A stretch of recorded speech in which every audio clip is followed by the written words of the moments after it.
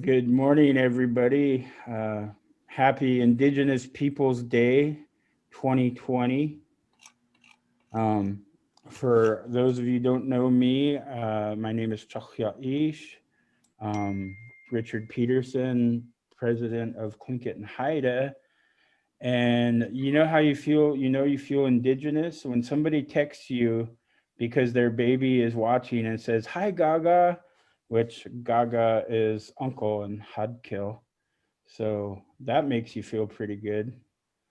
So, anyways, I'm really excited to be here today and just take some time and create a space where, we can celebrate our indigenousness. Um, and we have some really cool rock star folks joining us today. And I'm going to turn to them and ask them to introduce themselves in any way they'd like. So, I'm just going down the list of people I see. So I'm looking at Lyle and Colleen. Okay. Ik eet u taat lekatihan. Je gaat door zal ging en achie kleish. Kagwantan na katsati. Ja tu hoek shawadia. Dak had you door zal kanak shak sati. Oko Guski kwanik enach. Colleen James you do zal. Hello everybody, good morning.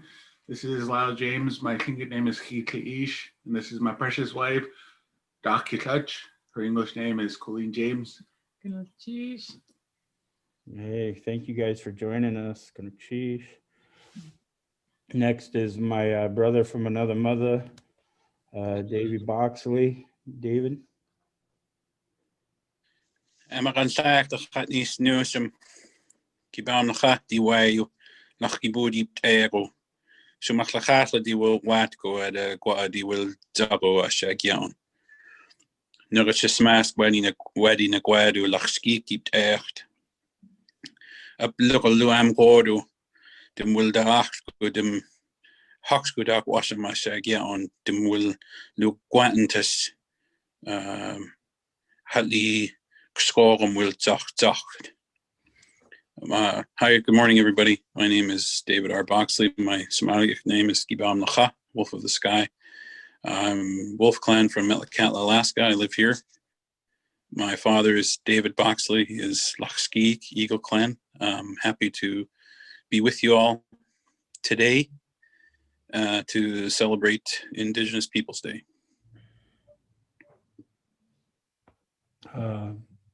My brother from Heidelberg, Benjamin. Singai lao lang hat alasi kuyang hinu hat Christina kiang atling the lungesel is agandi hungalgang geni wanu ijing hugin klingestasa Indigenous peoples singayan sa klingudengeng as jisu ginla de lang kindasang Yaklanas hat o di agent yalas gustu di qualagang is in hikta handlai destus agent. So good to see all of you. It's good to see and be with all of you folks in this space. Happy Indigenous Peoples Day to all of you folks. My name is Koyang. My name is Koyang. My English name is Benjamin Young, and I'm of Yaklanas under the Yaklanas clan under the Raven moiety, and I couldn't be more happy to be able to share with you folks some aspects of our culture. Oh, and I'm from Heidelberg as well. The Hawa. Our brother from the north, Steve. Jamai, everyone. Huinga kachunga tagali, mamtre sakamyong Tawamani nutan we tachtot Juno ami singit ani aganaw nunapi jogmimo kin taata David Blanchett Philadelphia Pennsylvania miung. Hello everyone, my name is Kachung. I'm like President Peters said, I'm from the north. I am Yupik and originally grew up in Mamteresluk, which is also known as Bethel, in the southwestern part of Alaska. And my mom is Aganak Marie Mead, who grew up in Nunapitchuk, and my father is David Blanchett, who grew up in Philadelphia, Pennsylvania. And I'm really happy to be here to be able to share and to premiere a music video. Thanks to the Boxley family for, I want to say, Guyana and Guinarchish, and about for sharing, allowing me to share that song. But I'll talk a little bit more about it. I can't wait to talk with you, David, about that song and the dance. So, Guyana. You know, we, like I said in the beginning, this is just a space for us to kind of celebrate who we are. And so we don't have a strict format or anything, but we want to have a conversation. One of the things that blows me away about this group is kind of all the younger generation. I don't think we even planned that. That was just an accident today, but it astounds me the use of our languages that I hear, and it makes my heart swell. I guess I kind of want to throw a question out to all of you, if you don't mind, is why are our Indigenous languages so important? Why are they important to preserve, to nurture, and to make sure they move forward?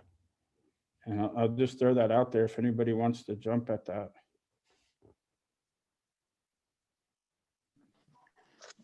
I'll dive in.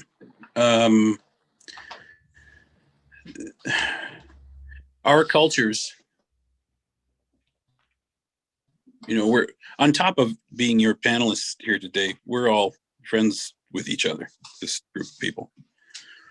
And I think everyone would agree that our cultures, particularly Haida Tlingit Tsimshian, but by extension would include Steve as our new buddy in the region, are very similar. Haida Tlingit Tsimshian cultures are at a glance nearly indistinguishable. Salmon, totem poles, canoes, clans, matrilineal society. It's our languages that make us unique, that make us Haida Tlingit and Tsimshian. It's our view of the world. It's a view that has been diminished by the near loss of our languages. That's why we're fighting so hard now to bring them back.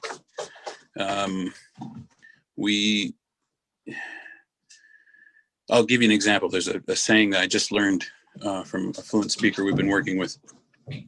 The saying is, sorry, there's a dog playing in the room here. Gudaran Ushk means ask the wind. What if we were to translate that though into English? It probably means like, heck if I know. Like, I don't have the answer, so go ask the wind. Like, scatter it to the wind, your question. And it's that kind of perspective that gives an insight into the perspective of people of the language that it comes from. The other one I like to use is it's a farewell.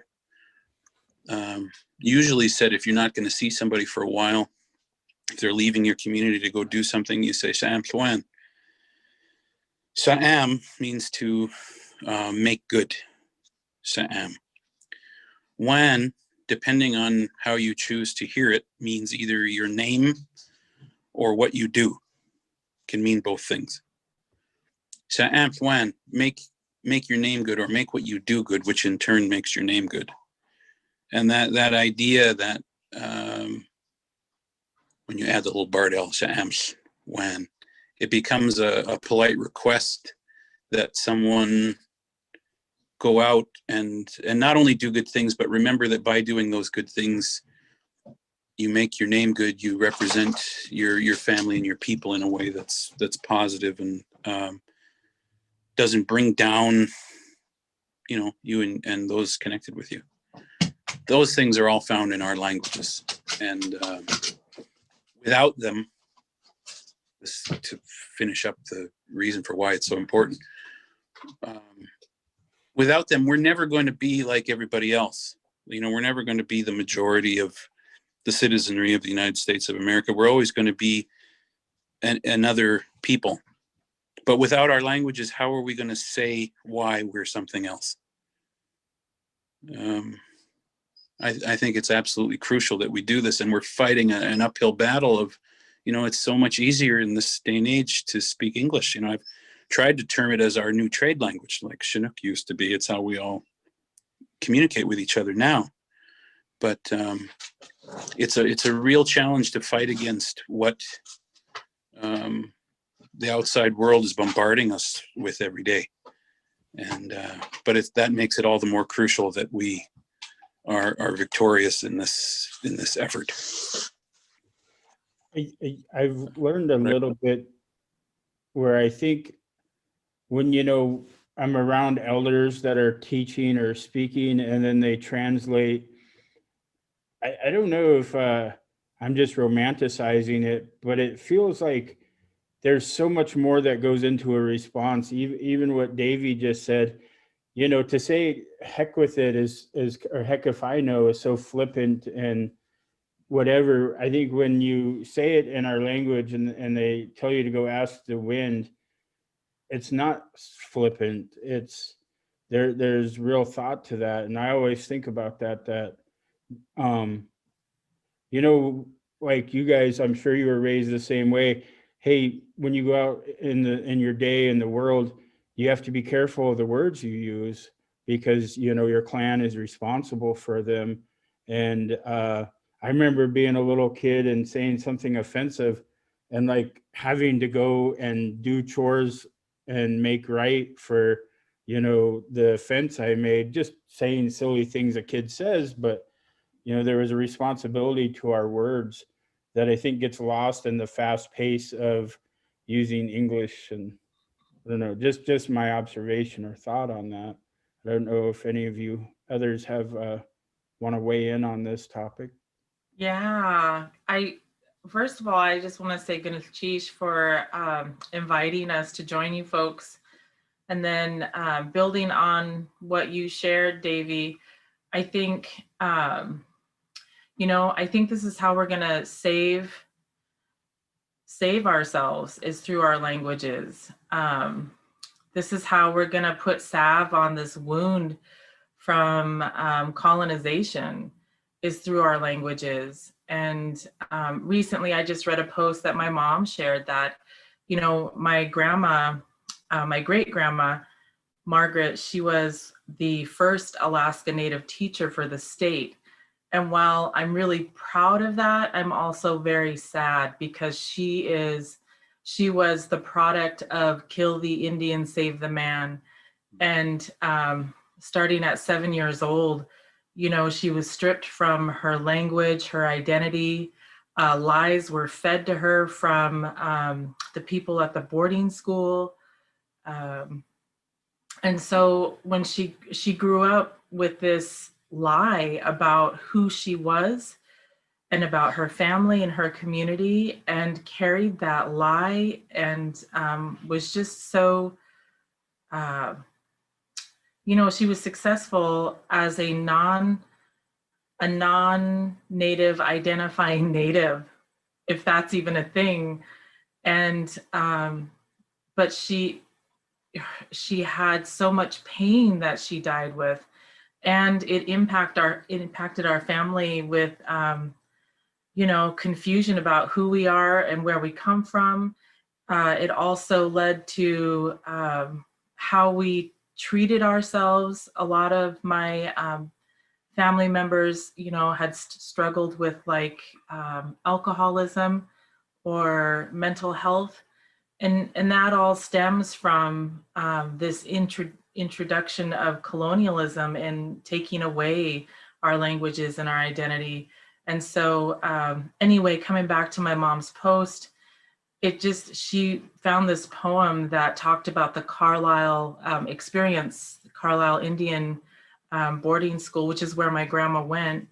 And this lovely poet wrote now that all the truth, the history is coming out from what our family members endured, just this really beautiful poem about healing and forgiving, forgiving our elders and our ancestors for not teaching us the language and not teaching us about our heritage. And anyway, all of that to say that I believe through the languages, this is how we're going to heal ourselves and find ourselves back to a stronger, healthier community. This is how we're going to heal our generations. And then Lyle and I, we started to talk, Davey, because you just you pushed a button, and thank you for the question. Gunachish, President Peterson, and Lyle was going to follow up with a comment. Gunachish, Yikaitu siyak tekatian. Yaha yukatangi katuwusha pakhi hakusti yi awe. Ya as yakhiti. Ya tekat ha yukatangi. The way how yukatangi kuganech. Our languages are going to heal our way of life in this, and to add on to the South, our languages are like a tree. We're like a tree, and when we connect to our languages, we dig into our roots and we become grounded. And the way we grow as people is by is breathing life into it, by sharing our languages with our students, with anybody who is willing to learn. This is how we grow. When our branches reach out, we begin to catch more. And that's how I believe our languages are going to heal, is if we reach out to more.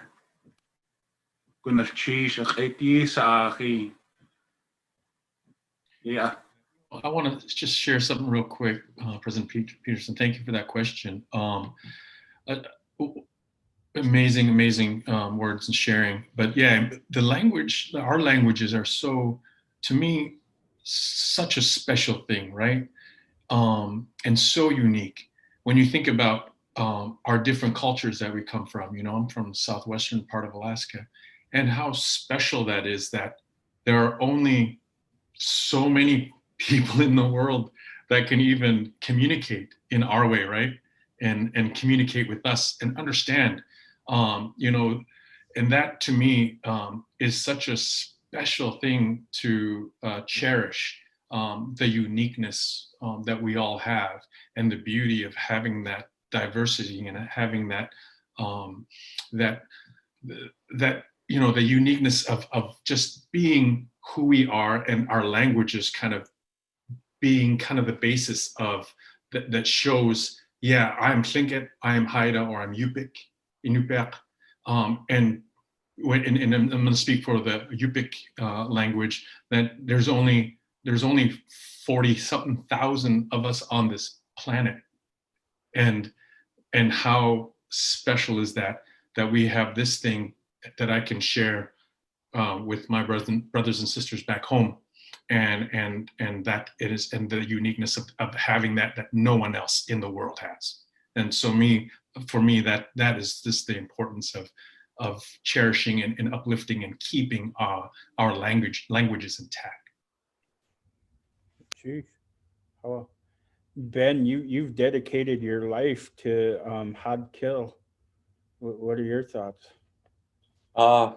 Gin hadul gutgung gin hadul gutgung sudalang sudasang kilen itlanga kiga auya pluslang it cleaning astlu gum kilen kiskit angsang kilen gusue kilgungun. And what I said there was, how President Peterson for giving me the mic. What I said was, our languages are very old, and it's nothing new to us, right? This is, in some of the cases, 10,000 plus years old is what they've tracked it.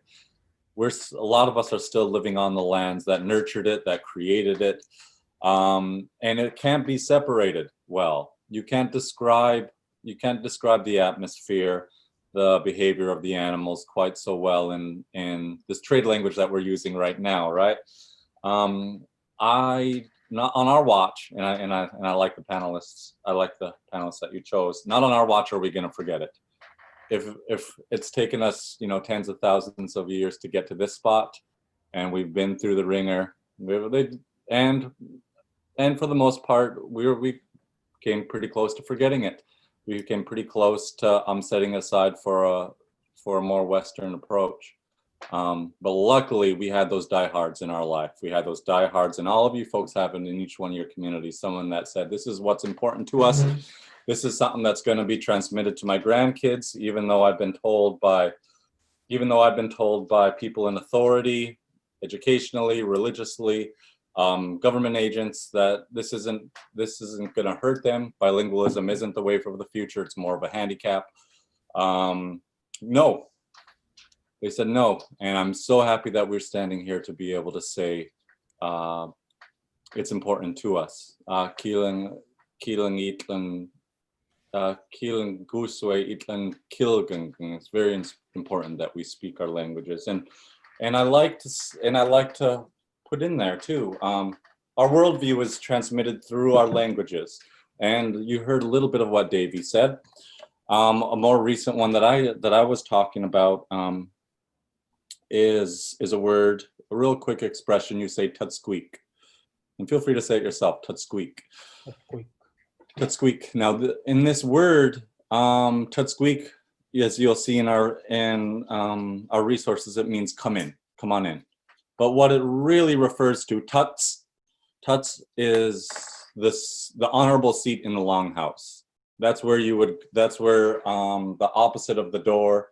Kind of on the middle step, I should say, or the middle level, where people of nobility sit to be able to warm up by the fire. They're the honored guests, so they get to be able to see and hear the whatever is going on in that potlatch. It's the seat of honor. So tutsqueak actually means come towards the seat of honor. Come on in towards the seat of honor.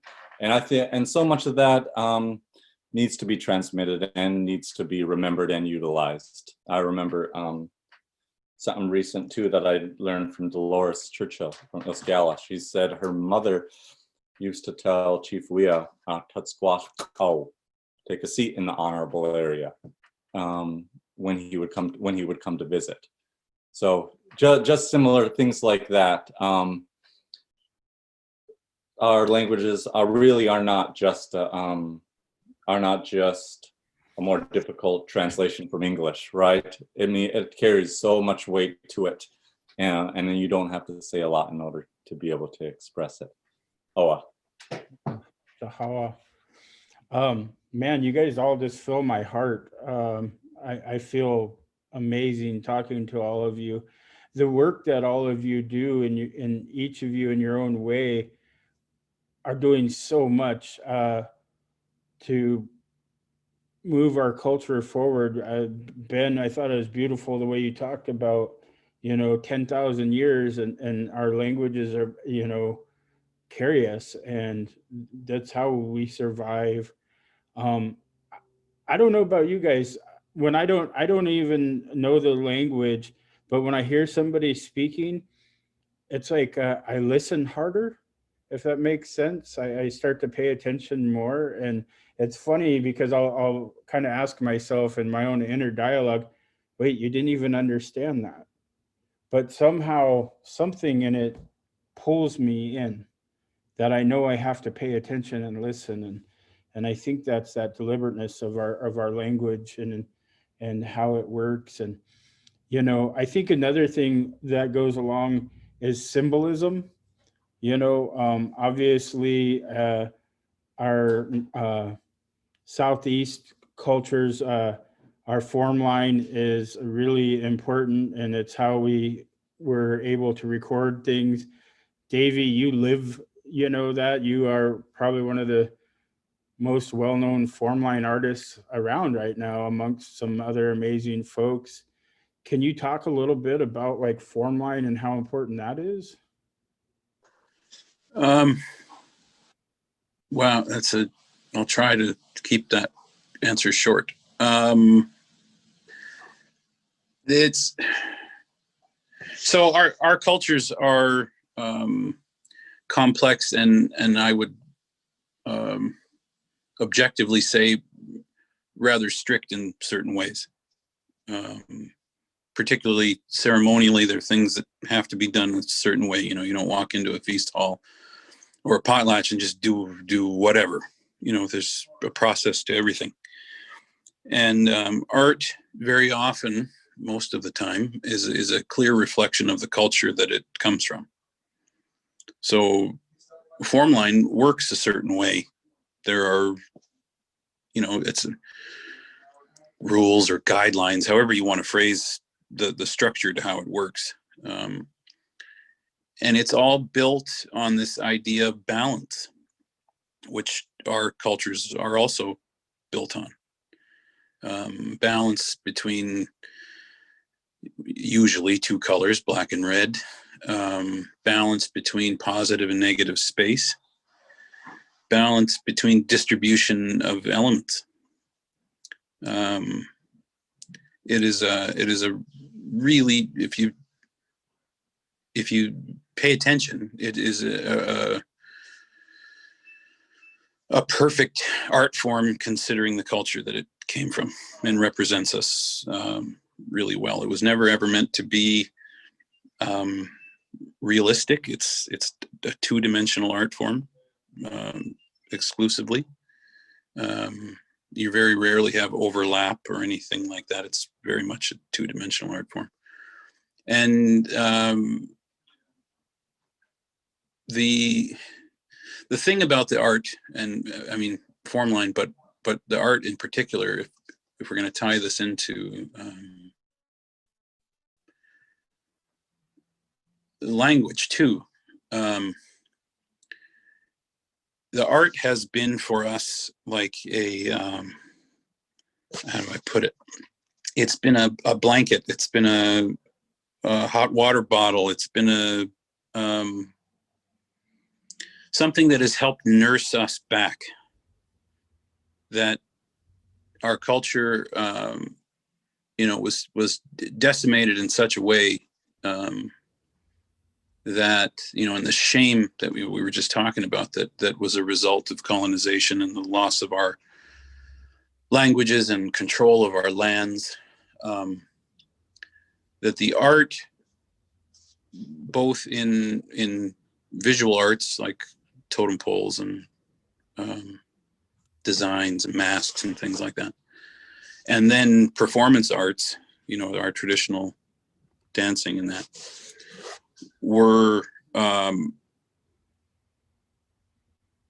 the start of healing, because there were these tangible things we could reach out, touch, you could see it. It was something we knew was ours and we knew we could be proud of. After a long period of time of not being able to be proud, or, you know, for some people not even able to acknowledge, or want, you know, they didn't want to acknowledge that they were Native people because of the result of that. So I take that very seriously as an artist. But it was also the thing that sparked this idea in me, and I'm curious how others are feeling about this. But it's been on my mind a lot the last few years. It's the reason I moved home, and I've told this story a couple of times. But I was standing in a gallery in Seattle where my work was hanging on the wall, and you know, there's the label next to the piece says David Robert Boxley, Tsimshian. And it just dawned on me, I said, what good is that art hanging on a wall if no one knows what Tsimshian means? It struck me like a lightning bolt. And it was the beginning of me deciding to move home and the start of the Hike Foundation and all the stuff we've been trying to do with Somalia, that the generation before us, my father's generation, and I mean, we need to give ourselves some credit. Our generation, as we've been coming up, have done a lot to bring us to this where we're at today. But the hard part that's still in front of us is the language, is the ceremony, not just at potlatch time, but daily use of things like really one of the simplest things that I found out my great grandfather used to do every morning was burn food. He'd burn food to his ancestors every morning. Things like that. And those things, bringing that back now, to me, is the priority. And it's gotten to a point where even as somebody who has not only made a living from being an artist, but is an artist. I mean, I've been drawing since I could hold a pencil. It's what I do. I'm an artist. Matter of fact, I'm not very good at anything else.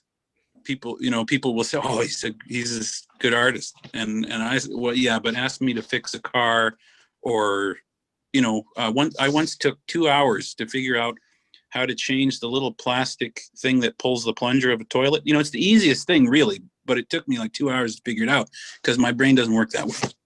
So as somebody whose life has been surrounded by the art, I'm recognizing now that if we don't focus on the reason for the art, that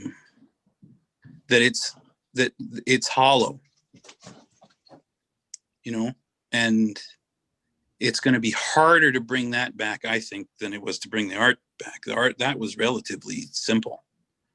And our language is at the core of that. And I see that as the next step. The problem with it is it's not as fun. It's not as immediately satisfying as getting out and hoo-hawing. That's you often see in language classes, 30 folks will show up on the first day, and by the end of the week, there's 6. Because they're finding out that it's really hard. It's hard to learn a language you can't be immersed in. That we're not at a point right now where we can offer full schooling, K through university. That's the goal, right? Eventually to be able to do that. But we're focusing on just becoming, getting a few people that are young to be fluent so that we can continue teaching when the elders are gone. So my focus has been the last few years, and it's been curious to experience how it's often interpreted as kind of a downer. That's how this perspective of mine has come across to a lot of people, that they're like, oh, why do you want to dampen the mood? Well, I don't. I have found that the times that I have celebrated our culture, where I've been singing and dancing, that have been the most fulfilling in a way that was way better. Look, the Get On dancers have been all over the place. We're a well-known dance group, pack the house at celebration, all that, doesn't matter. I've danced in New York City and I've danced in Italy. That doesn't matter. The best performances and the time I've felt the most proud of who I am when I've been in our own hall, in our own community, singing our songs for the reason that event was happening that day. So again, maybe it's harder, or it takes longer to prepare for that. You don't get the immediate cheers from a crowd. But again, I think our next step as for my generation and the one to come is to not only, language is priority number 1, but to put ceremony and purpose back behind our art and our dances. That dancing maybe isn't appropriate in certain occasions, that there's other ways for us to be Simsan, Haida, Tlingit, whatever, whoever we are. So that's kind of where I've been at. And like I said, it's not as easy. So I think it makes, deer in headlights for a lot of folks. And it also spurs negative reactions, which are tied back to colonization and what it did to our people, historical trauma. It's the reason people don't latch on to wanting to learn the language easily. There's a shame associated with that they don't have it, even though it's not their fault. Mm-hmm. It's not our people's fault either. It was put on us that it was wrong and bad.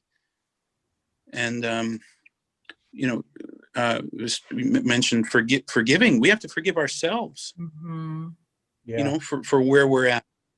And the healing comes from the learning and realizing that all of that belongs to us. Sorry, that was not a short answer. President Peterson, can I reply really quick? Hey, jump right in, sister. All right. I just wanted to say that I just appreciate, number one, that all of the folks who are on this this particular gathering for Indigenous Peoples Day, I just want to say Ganatish how for making language, determining that language is important. Because of that, we have been, I think, Davey, to what you were saying. Yes, I think that it's our people, our elders and our young people are bravely realizing the truth about the language, and that it's in the language that we're going to heal. And you're right, there's this band-aid of prescriptions, and those prescriptions that, while they do help, it's the healing, it's the source of that, the source of the wound, that it's all about the language and the identity that comes from the language. So I just wanted to say Ganatish Hawa to all of you, Koyana, to all of you folks, for making language a big part of our public presentations. I think, also I just wanted to say, no shame to folks who are watching and you're bravely stepping into dance groups. But Davey makes a very strong point that while dancing and singing is really important to carry on our ancestors' legacy, it's also only half of the picture. The other half is the language and understanding what you're singing about, the history of those songs. So the hook, I think, is seeing all those beautiful dancers come out and hearing them harmonize with each other. But to have that foundation as a dancer, the next step, bravely taking that next step and learning the languages. So I just wanted to thank you, Davey, for saying that. And I know a lot of the people in our families are really trying to figure out how to show up for us and how to be strong for us. And sometimes they don't know how. And so just wanted to come back to President Peterson for giving us all this platform to say, it's okay, but we need you now. We need you to see that your healing is in our languages. So goodness, cheese, how and really quick, and one quick plug too for to all my students who are listening at Yakusketa Kehidi, my coworkers. Thank you, folks, for signing in. For those that don't know, Kabao Mlaka is the one that did the screen at our school. He worked with our students and did a fabulous job. And I wanted everybody at the Yakusketa Kehidi, this is David Boxley, the one who helped the students create the screen. A long time ago, we didn't have shame in learning from each other.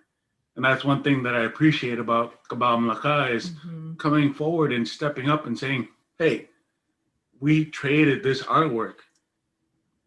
We communicated this way as well. And this brings history in a full circle, that we haven't seen in a really long time. And we slowly are forgetting this, that we traded amongst each other, that we appreciated each other's language, culture, way of life. So to Gabal Malaka, I accept noon. I'm Lois Howe Nat. Bless your words, pal.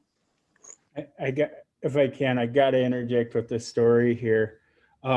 You know, talking about symbolism, I think as an Indigenous man, especially on our own lands, it's so important to look around and see ourselves reflected, right, in art and in places. And I really have to commend like Sealaska Heritage and Gold Belt Heritage, Douglas Indian Association here in Juneau. I've really seen in the last 6 years that I've been here a real resurgence in that. And I think it was 2 years ago, the SHI unveiled the bronze totems, and Ben's brother TJ was part of that, and Davey, and I just blanked. Who the other Steven. artist?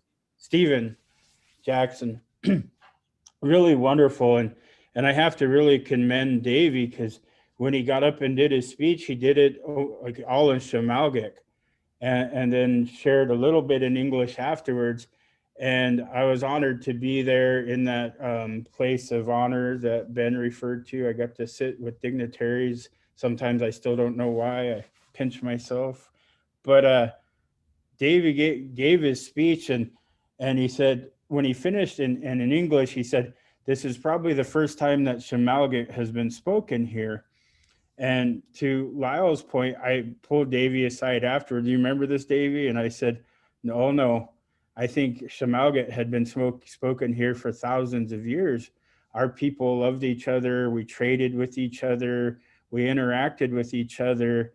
And our languages were alive and well and flourished here. And I think for me, and I'm like this in our language, but I think we're igniting something, right? We're igniting that love for ourselves and our culture when you hear our language speak.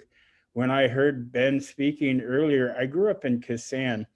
I can't speak Hadkil, just like pidgin kind of, but when I hear Hadkil, my heart swells because it brings me back to my youth, to our elders, and I feel like this warm fuzziness because that's what I grew up hearing. I can remember Gaga David Peel and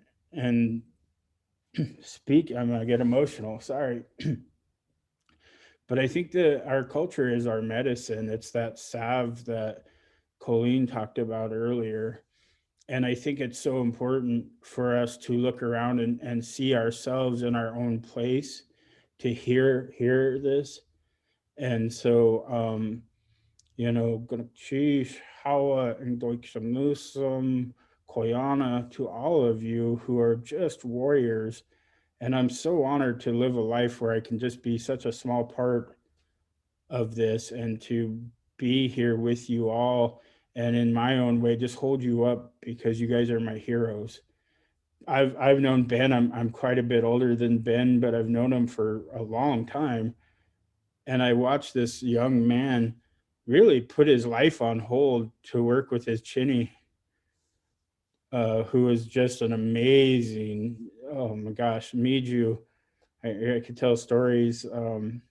He was such an amazing man, and I watched Ben put his life on hold. So maybe that's even I shouldn't say. Yeah, I was just gonna say, I think that's when Ben started living. I was just gonna say, I shouldn't say he put his life on hold. It's when he embraced, and let's not speak for Ben. Ben, what do you say about it? No, at the time, and how about President Peterson for that? From what he's saying is what President Peterson is saying is he's talking about the sacrifice that it takes in order to really make a significant impact. you know, he's talking about me putting my life on hold. Well, I sacrificed, you know, kind of some of my younger years to be really close to my China. I was 18, 19 when I came home from University of Alaska Fairbanks, you know, under the encouragement from my then girlfriend, now wife Marita, and Professor Hishinle Peter. And it was at that time that you know, my language abilities went from here to about, you know, up here, because it took a lot. It took a lot of saying no. I can't go out and do that. I can't do that. I'm sorry. I'm going to be with my China. I still have some more things I want to learn, and there's still some things I need to conduct still. And you know, one semester turned into 5 years, and my life has been blessed because of it. Because of that, you know, it takes thousands of hours in order to really make a significant impact in your own learning, and that's something that I found out, and that's something that I would encourage anyone, if you have that opportunity, if you have that fluent speaking grandfather, grandmother, and uncle, your life will be blessed as soon as you make that commitment. Because once you make that commitment, a lot of things fall into place.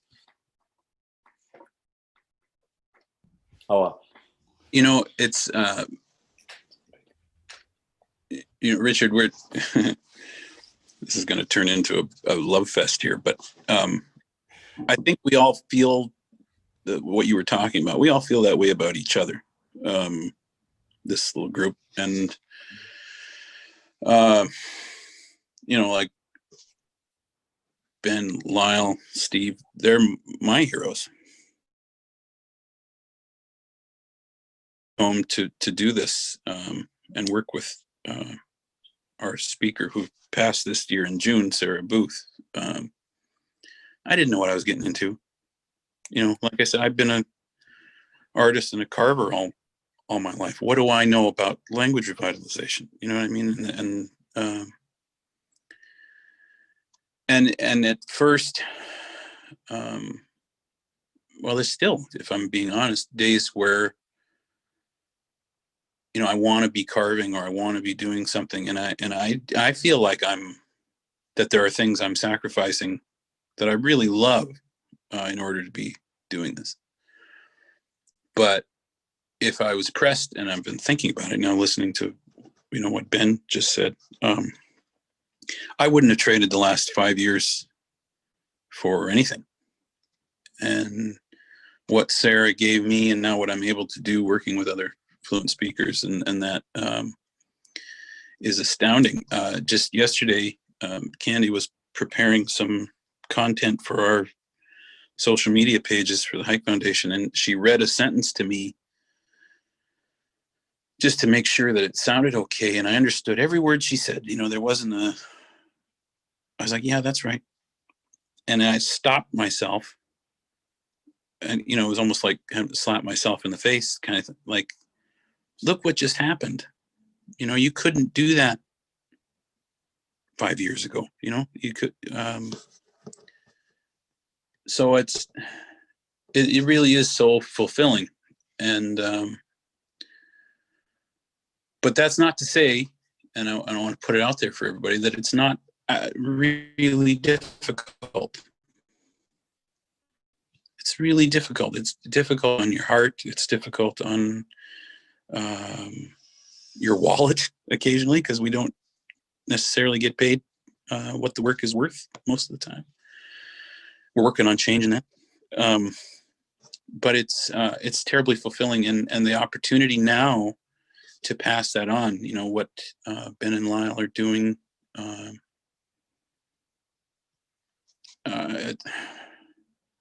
It's so important, and you know, we can argue about, you know, in this modern day, what you know, we need economic opportunities and we need all these things, but if you really pay attention, the symptoms of our language loss and the trauma and pain that comes with it rear their usually ugly head in every single aspect of our people's lives, whether it's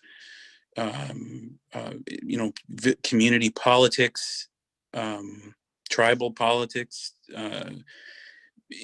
in your family relationships, families that are totally connected all the way back to the beginnings of our communities can be fighting with each other, not realizing they're each other's really close people. You know what I mean? Like it's, and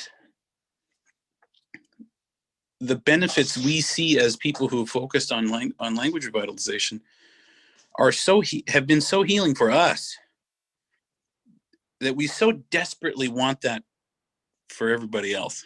And and like I said, the folks on this call today are the times where I'm feeling down or frustrated or whatever. I think, well, Ben's still going, so I gotta still go. That's kind of my, oh, look what he's doing now. Darn it, I gotta get up, go do whatever you gotta do. So I'm grateful for me. Huh? That's how Lance is for me. I'm like, oh, look what Lance is doing. Yeah. I better step it up. He puts out these diagrams and things that still look like another foreign language to me, and I'm like, oh my, what am I doing? Yeah, but it's but I want to put out to the people that are listening that the challenge of it is worth it in the end. I'm not even done with this journey, but it's worth it. It's hard and it can feel lonely, and until we have a whole bunch of people who can, I'm sorry, Ben, I always end up doing this to you, but until we have a whole bunch of Bens for Tlingit, Khodkil, and Somalia, it's going to be hard. But when we get to that, oh man, the possibilities are endless, and we'll start to see that healing happen in how our communities are run, and how the interpersonal relationships improve, suicide rates will drop. There's all these things that are gonna happen if we're successful, and when we're successful. And I appreciate this opportunity to talk to it, and I didn't expect, Richard asked us, if does anybody have a song to sing, and I kind of I'm singing it right now. This is what we need on Indigenous Peoples Day, for everybody to commit to this for our languages, but and beyond it. If you feel disconnected from it, trust us that the benefits beyond you being able to say what you're doing in your language are exponential. We're going to be better by doing this as a people. And some of the things that make it hard, especially village life hard, I really see them changing and improving by us taking this venture. So President Peterson, I really appreciate this opportunity. I didn't know exactly how this conversation was going to go, but I suppose you put these few people in a room, this is what we're going to end up talking about. Deutsch or Newsom. Speaking of your song, Ben has offered to share a song and a story. Good. See, leading the way. Go ahead, Ben. Okay, I hope that we could all hear. I'd love for us to hear a Tlingit Haida and Tsimshians, or Tlingit and Shmugyak song as well. But I have a little story to tell. I think I told it just to introduce the song. The song is a Tsetlana Skit-Alung song, and the Tsef people here are the double-head eagle folks. But I'm going to tell a little story because this is something I heard my China talk about. So when basketball first came into the community, it was showed up at the town hall when the men were first learning how to play. And this is the way my China explained it. The younger kids, everyone would go and watch the older people try to figure out, what it was all about, what the rules and whatnot. So there's this couple, and one of them happens to be the composer of the song I'm about to sing. There was this couple who would have good public arguments. We could all really we could all appreciate good public intense moments of marital fellowship, right, in small towns. Anyway, give us something to talk about. Anyhow, they happen to be this couple. We're gonna call him Bob. Him and his wife were separated at the time, but he was also interested in basketball, and so he was going out. He went up to the town hall in Heidelberg and tried to figure out how it was going too. And she was, although they're separated, she came up to see what all the buzz was all about. Oh, well, just so happened in the story, he overthrew a pass, right? And it went through the other person's hand and went right into the audience and clocked her right on the forehead. And my Chana said he remembered the older people saying to him, and we'll call him Bobby, right? Hua Bobby, hula hatuai lagan, la chulkaid. And that means, oh, Bobby, you hit her just right. You better take her home now. And my Chana said that they ended up getting back together for the time being. So it was neat. Maybe something is to be learned from that, right?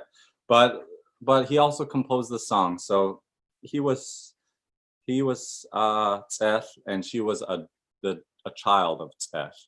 So they call this Tzetlanas Gitulung, children of Tzeth.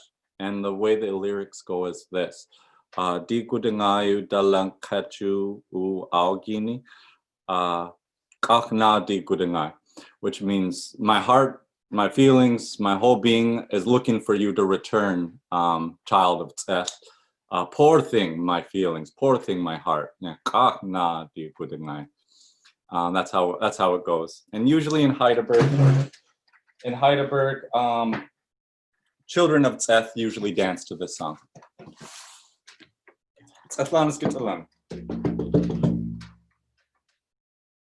Diku dinga yu dalang katu uaukin Tzethlan as Gitzalan. Akna diku dingai ayai diai ala diai ala diai alo diku dingayu dalang katu uaukin Tzethlan as Gitzalan. Akna diku dingai ayai diai ala diai ala diai alo diku dingayu dalang katu uaukin Tzethlan as Gitzalan.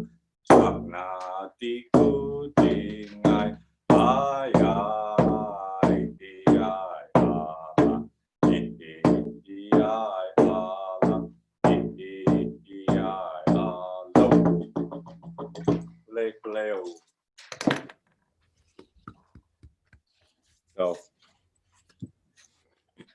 So really, so a lot of emotion comes out in that song, but usually, you know, when you're separated, when you're in moments of, when you're between a rock and a hard place, usually the most beautiful forms of human expression come out, right? That's why Adele's so popular, because she goes through those relationships and then creates beautiful music afterwards.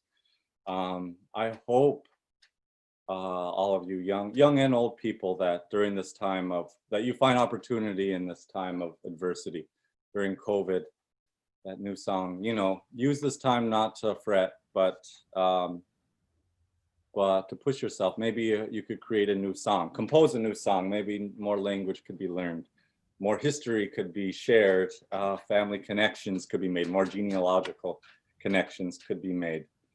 And I hope that for all of you folks that are listening, the amazing students that Lyle and Colleen had talked about, anyone else that's tuning in, be sure and find opportunity in this adversity. And if you need to, go watch Open Gym if you guys have it, if you need it. You know, I love about our culture and all of our different Southeast cultures, but humor is always valued. And I used to love sitting with Claude and Miju, and they would teach me how to kill and then laugh when at my pronunciation and how I'd get it wrong. But I always loved that our humor was so important. But in all seriousness, if you see me walking down the street with the basketball, you guys know what's up. It's cultural. It's cultural. Well, I'll share a song then in the spirit of humor here, Mr. President. I wasn't going to do this one, but since you said that, I'm going to. This is a song that my great grandmother used to sing. I'm going to sing it first, then I'll tell you what it's about. If there are any Simpsians listening, you're going to recognize a couple of words that most people still know. And all I'll say is, remember, most people still know some words because they're dirty words. Willan, willan, willan, I'm shipped away. Willan, willan, willan, I'm shipped away. Why you will we you to the quay. Daxedat imrausta hello. Willan, willan, willan, I'm shipped away. Willan, willan, willan, I'm shipped away. Why you will we you to the quay.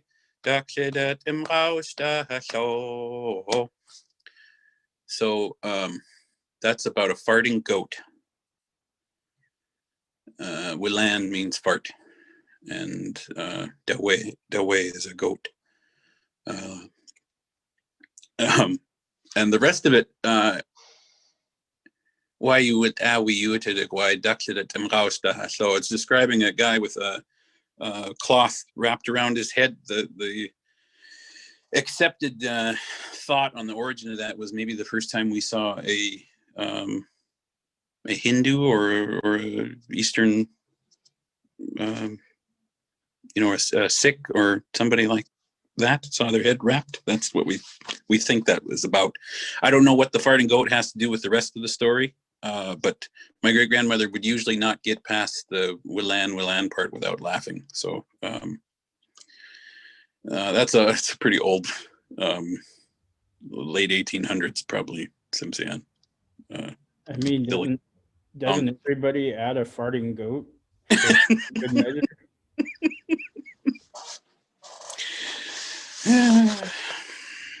Sorry, brother, I had to. Yeah.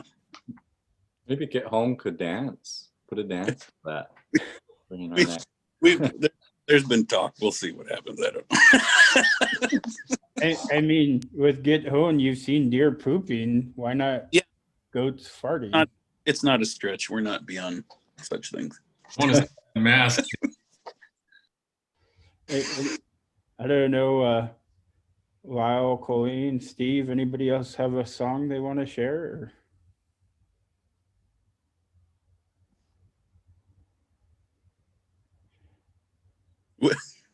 Don't all jump up at once. I see Lyle and them talking, but I don't know if they know they're muted. Oh, they do. Oh, we were just saying that it was Steve's turn to sing a song. That's all. Those goes. Okay. That was a very Indigenous way of being voluntold. Well, yeah. Well, I didn't think I was going to sing, but that's great. Yeah. What am I gonna? Let's see. Yeah. Okay. One of the first songs I had ever learned was, my mom, she's a language teacher. She teaches at the University of Alaska Anchorage, and for many, many years, and it was a huge, one of the reasons why, my brother and I started Bumua, because it was all about the language and revitalizing that and keeping it. I guess, when I was a kid, when I was young, I'm 40 something years old now, and there was 80 something percent of our people speaking the language, and in these 40 something years, we've dipped below 50, 50%. That's a huge drop, in my life, And so so we're like, wow, we got to do something about this. And one of the things that we were thinking, like maybe a hit song will help help that. But so we one of the first songs we ever recorded and started singing and performing, Asi, Kishak and myself, was a song called Unuhanga Tangaritanga. And it says Unuhanga Tangaritanga Igalumi Pikani Aluya Ushamni Yugiama Kwanihwa Igaluk Aluya Ushamni Nunanik. So it's basically, it's saying in nighttime, it's kind of like a prophecy song, and just kind of talking about how the times were changing, right? So it says, nighttime has come to me, darkness has come to me, but the moon is shining up above and swinging back and forth and shining down and making everything look beautiful. My ancestors are up there swinging around, shining and showing us that good things and good times are to come. So this is just one of those songs that's, even though things seem really, dark and tough, that our ancestors remind us that even through that moonlight, that shining through that darkness, illuminating the beauty that's all around us. Yeah, so it kind of really, I really connected and touched. It really touched me, and one of the reasons why we love sharing this song. And wow, I haven't sang it in a long time. Goes.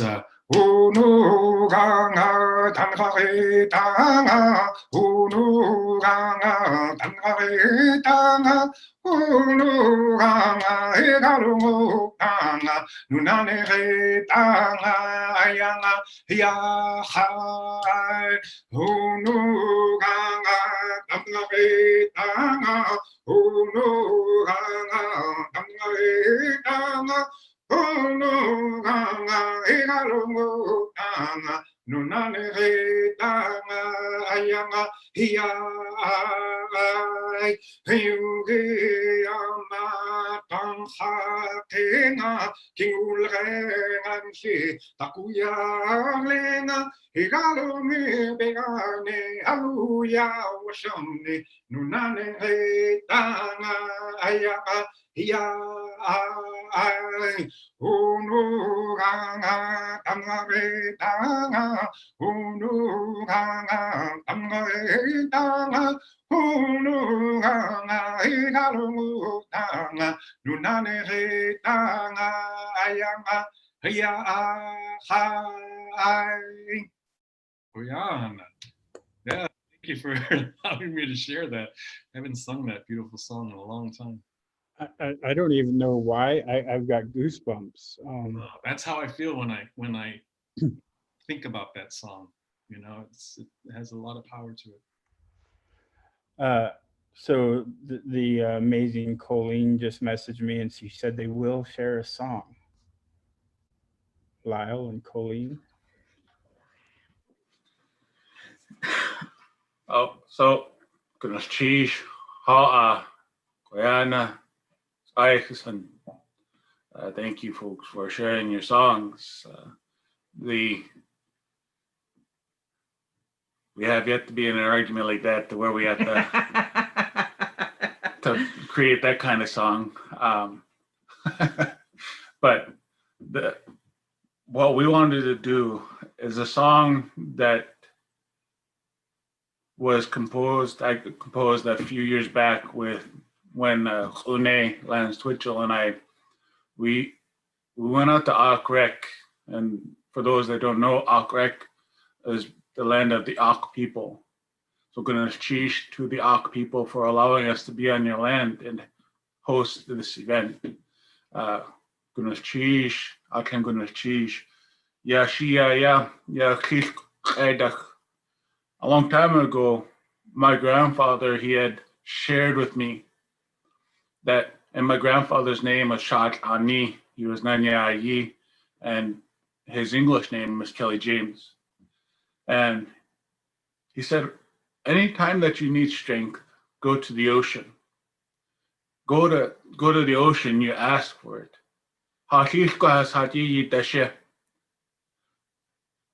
Our ancestors, I need your help. I need strength. And he talked about a tree that stands at the shore and the waves come crashing at your feet, and it feels like somebody's grabbing the rug from underneath you. Or if they're hollering at you, or they're telling you things, it feels like they're gonna blow you over. This song is to remind us that no matter what is happening in our life, that hindi yan to at, we go to the ocean for strength. We ask our grandparents for help. For strength. Ya idataya. Ya hindi yan to at. Hey, he, hey,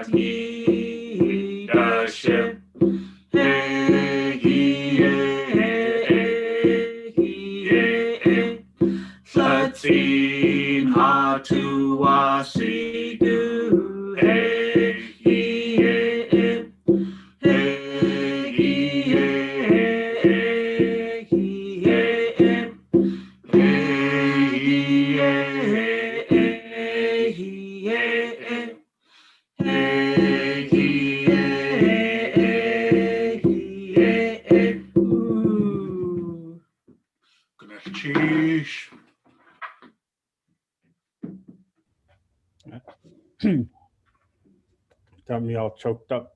You guys are awesome. Sheesh. Man, I know we're getting closer to the end of our time. I know Davey said that he was only going to do this today if he got to tell people a special message, what they're going to get out. Yeah, it wasn't a deal breaker, but I do want to say it because I can't stress enough how important this is. Without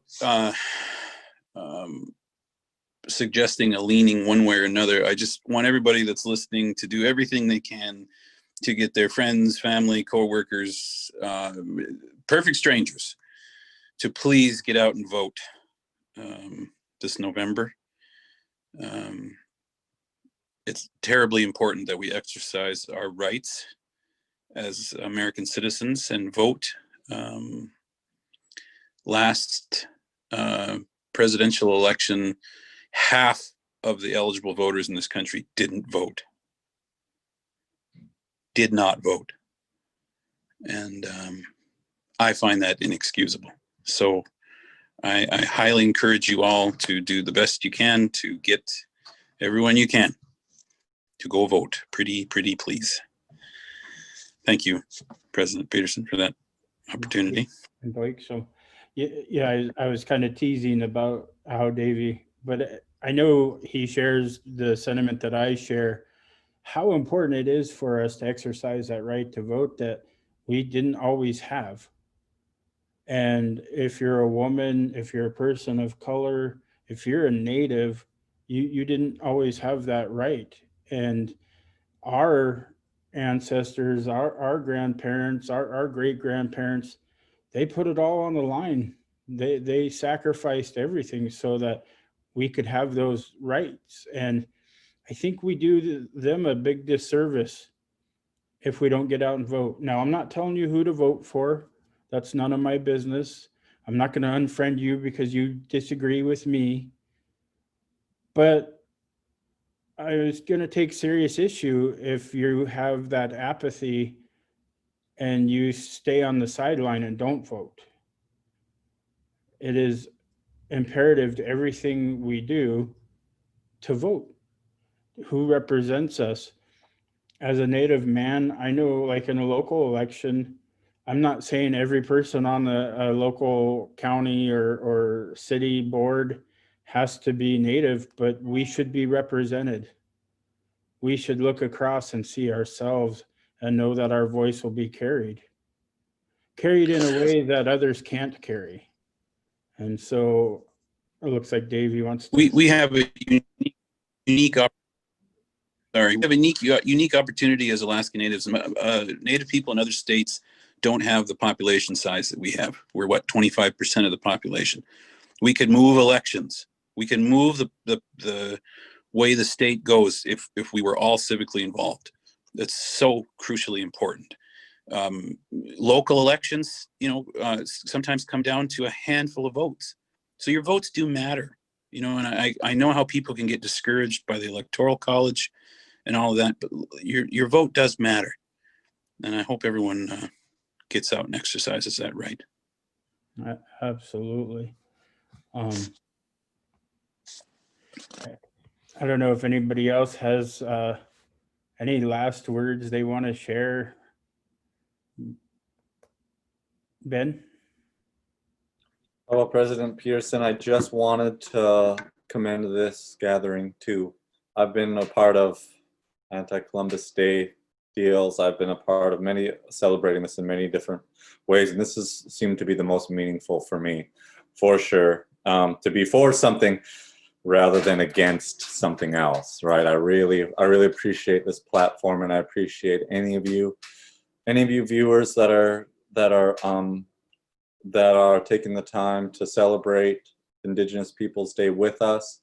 I love seeing the panelists who you chose, and I love knowing that we bring a little humor, a little celebration within all of your folks' lives. I would encourage you folks, in case someone hasn't reminded you today, to be sure and lift each other up, because right now we're trying to do that in Heidelberg. As some of you may not have known, but we lost a young man this past week, and right now we're depending on each other more than ever. But it's arrogant for me to think that I have tomorrow. So I would just say, if you have something to say, if you have love to give, if you have kind words to share, don't wait till tomorrow. Don't ever wait till tomorrow. Don't sleep on it. Be sure and express that to anybody that you have, anyone that's close to you in your life, anybody, any kind of hard feelings. Be sure and iron that out, because we're a support system, and we have great love and respect for one another, all of our peoples within this tribe. And I just wanted to mention that before we adjourn with this celebration. How to go on? The tragedy in the loss brings about kind of the beauty in who we are, though. We're all holding up your community. We're holding you up in our hearts and our prayers, and you're so right. Don't wait to share how you feel, to hold each other up, to love one another. I think that's just everything. So I really appreciate your words, Ben. You speak, your inner elder speaks very strongly. Did anybody else have anything? We have two things to say really fast. I just want to say, gonna koyana to all the elders and our ancestors for creating this path. We know that we stand on our ancestors' shoulders, and again, building off of what Ben just shared, this is it. This is the time to really let go of that pain, find that forgiveness, and practice our languages. Be brave, be brave. Thank you. Goodness, sheesh. Oh, and thank you some news and Koyana. Thank you all very much to the panel to giving us this opportunity to hear your voices. Stikat for those who are listening and tuning in. You are all precious. You have it in you. Tu Sikhan, we love you all. Yeah.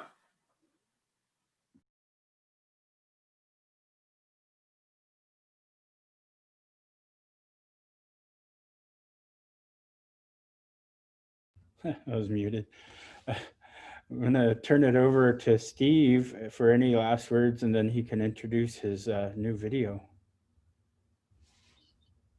I just want to say, Boyana, President Peterson, for having me at this panel, esteemed panel. Wisdom just thrown down. I just thank you so much. I am in awe and inspired by all of you and the work that you do. And I guess I'm going to say that this song is a testament of that awe and love and inspiration. Davey and I, we've known each other for a while.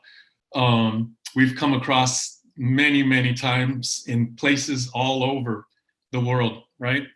And performing and sharing the stage with him and his father. And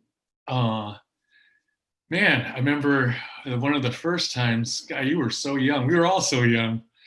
And we won't tell all the stories, but a lot. There's a lot of them, and we've had some amazing good times. And we've come across different festivals, and performing and dancing together at dinners and communing and just sharing and talking about our love of what we do. And I think Davey and his father, I see a lot of similarities in the work that they do, and doing it with someone that you love and doing it with someone that's so close to you. For those you don't know, I've been performing for nearly over 25 years alongside my brother, and doing that with someone you love and cherish. I see a lot of a mirror and similarities in our work. Wouldn't you say, Dave? Oh, absolutely. Dad actually, in those moments, usually calls me Weggy, which actually means brother in our language. Yeah, there was a couple of years there where we were popping up at the same festivals a couple times a year. Over and over again. And there always was this it's a weird word to use, but it popped into my head. This delightful appreciation for each other and support of each other. Watch each other's performances and, like I said, hang out and what you've done with this song. I don't want to say too much about it because I want to let you introduce it, but this is the first time that I'm aware of that my dad has allowed like an official cover, or if you want to call it that, of one of his songs. And it's because of that mutual admiration. We're fans of you guys. Yeah. For real. And we of you guys.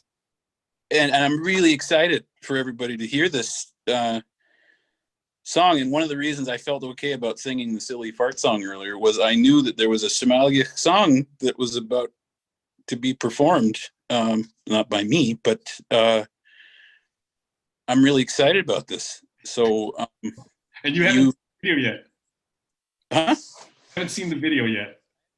So I'm really looking forward to it, and I just want to say thanks for.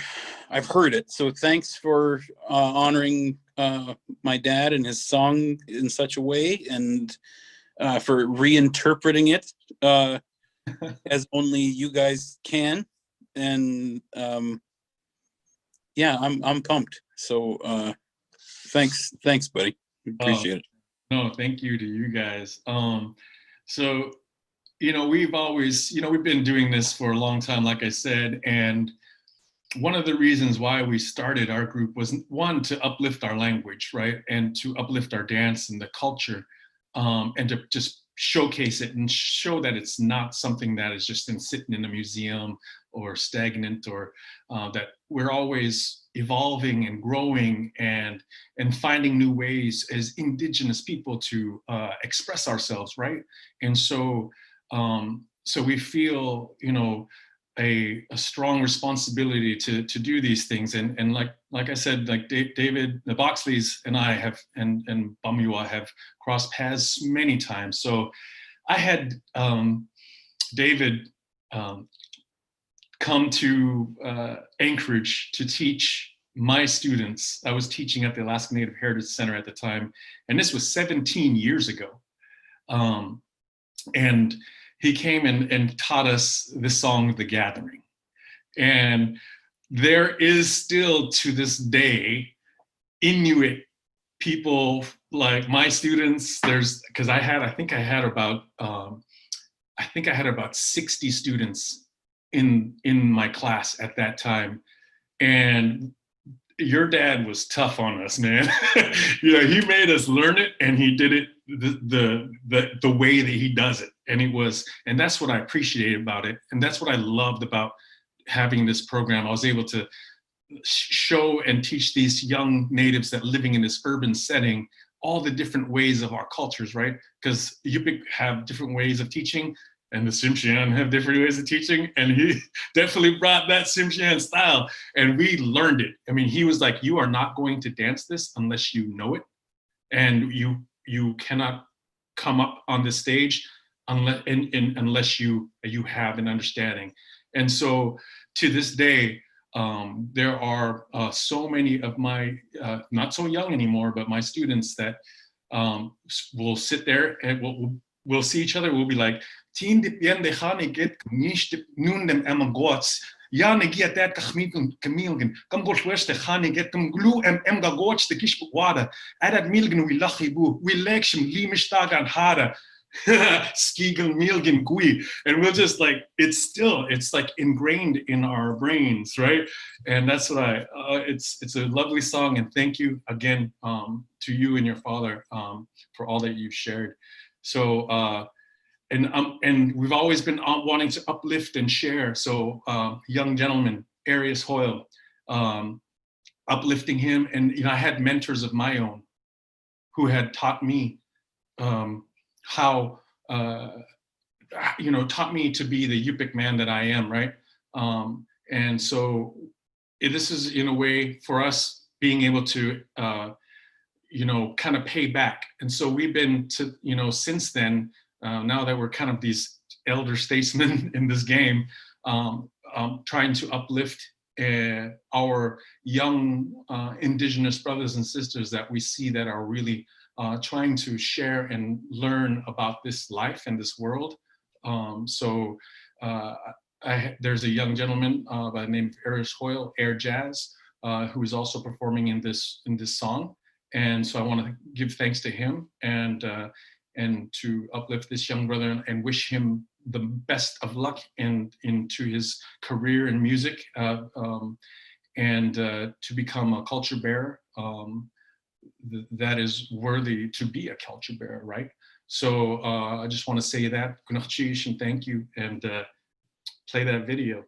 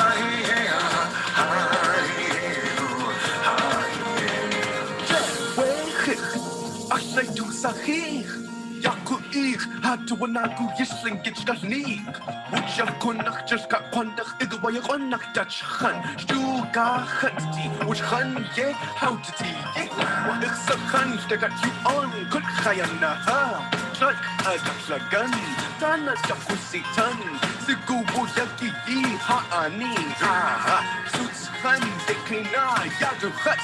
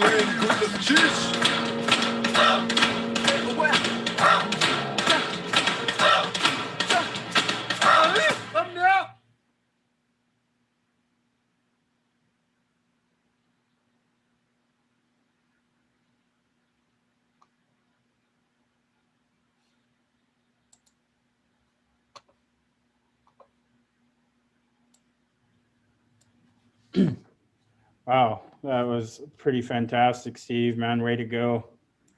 You know, earlier I was talking about that symbolism and how we want to see ourselves reflected in things. And I think it's really astounding to see this generation and led by you and your generation putting our culture and words and reflecting it in this contemporary way. We talk about our languages moving on. I think that's how it has to happen, right? We have to treat them like they're living, that they are relevant, and they will be living and relevant. And you do that in your work. And man, Koyana, Kunchish, Hawa, and Nusum blow me away. I'm interested to hear what Davey has to say about it now. Me too. It's fantastic. You brought to it the energy and like I said, you're just how you do things to it, and that's I probably would have been disappointed if you tried to stay closer to, you know, the way we taught it to you. You know, I was going to comment earlier. That's my dad's basketball coach. And he was a basketball coach before, so he's a hardliner. But he too, I know that he's heard it, and it's exciting. It's exciting. And like the president just said, we have to be now. You know, we can't always be thinking we got to be like it was in the 1880s. That's not the world we live in. And to see our music reimagined and reinterpreted in this way is, I'm thrilled, and I think it's a good step in the right direction. And someday, Steve, when we are in the same place again and people can actually have big events, we should perform it together or something on stage. That'd be fun. I would love to do that. Yeah, the original idea was when I was talking to your dad. He was over at dinner at my house it was about a year and a half ago, and he was like, I told him I wanted to do a music video, and the original plan was to go to your home and record the video there with all the masks and in the clan, all the more traditional, but that changed because that was the plan was to come there this summer. So I had to hit the drawing board, and so it changed the whole aspect of the song. I don't think I would have had Mr. Air Jazz on there if that didn't happen. No, I think it worked out like it was supposed to. It's really cool, and like I said, I look forward to maybe the president can arrange that when all this is over, do a concert or something. We got lots of ideas, brother. I know it's we're just past time, and I want to wrap us up and just say a few things. Also, I've been looking on Facebook and seeing some of the comments, and all of your words have really impacted people, and it's really powerful to see. One of the cool things is we're doing this new platform, Zoom, on Facebook Live. So this will be available to view forever now, and you can go back and folks can listen and learn and hopefully be inspired. I tell you what, I'm going to leave this conversation very inspired. My heart is filled with gratitude to all of you for joining us today, for sharing, for sometimes when we talk about some of these things, we're all products of historic trauma.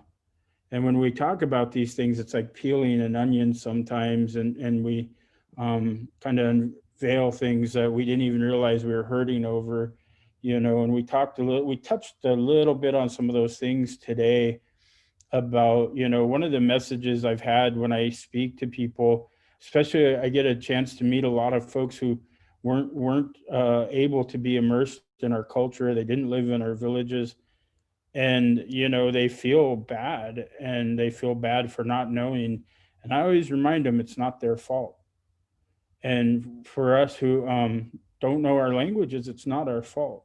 If you don't know your own personal history, your clan history, it's not your fault. But we can do something about it. And this is what we can do, is come together, and we can support each other. And language work is so hard, and it's crazy to me when I see us delve into these things. When you're peeling that onion, of that historic trauma, lateral violence comes out, and we'll criticize each other, we'll attack each other verbally behind each other's back, some of those things. And we got to commit to stopping that. We've got to end that lateral violence. When you see somebody learning and they're proud and they're excited in their language, don't say, oh, look at him, he thinks he's all that. That's not what's happening. That joy you see is that rediscovery, that rebirth of our culture. And we need to hold each other up in that. This lateral violence, I watch it in our politics. I watch it in all the good things we do, from dance groups to, art. Instead of tearing each other down, let's lift each other up. And today, I think if you all can leave inspired like I do, let's carry that message forward. Let's hold each other up. That's one of our cultural values. Let's be there and support one another. And, and if they're doing it wrong, politely correct them, but don't tear them down to do it. And I've been guilty of that myself, where I didn't even realize what I was doing until somebody else pointed it out. And I felt so bad. But one thing about me is I believe in accountability. So, I'm not afraid to go to somebody and say, hey, I'm sorry. I didn't mean to do that. For some reason, this triggered me. And it's that lateral violence, and it's a product of that historic trauma that we all suffer from, and it's a real thing. So I just want to have us all feel inspired today to do that, to lift each other up on Indigenous People Day. Let us spread that message of lifting each other up, and let's carry it into every day. You know, every day is Indigenous People Day. Every day is a good day to be Indigenous. Every day is a good day to be thankful to Creator. You know, I'm very thankful to the Aquan that I get to be on this land every day, and I think we should all be able to do that. Let's inspire. Let's lift each other up. You folks inspire me, and you lift me up. And sometimes I don't feel worthy, but you still lift me up, and I'm so grateful for that. So one last thing, we when we do these events, we always try to still have a door prize. So Wally Frank Jr. won one of our hydro flasks, and Lillian Hillman won one of our David Boxley t-shirts. So congratulations to those folks. Private message on our Tlingit Haida Facebook, and we'll get those mailed out to you. And I just again want to wish everybody be well. We still are in a pandemic.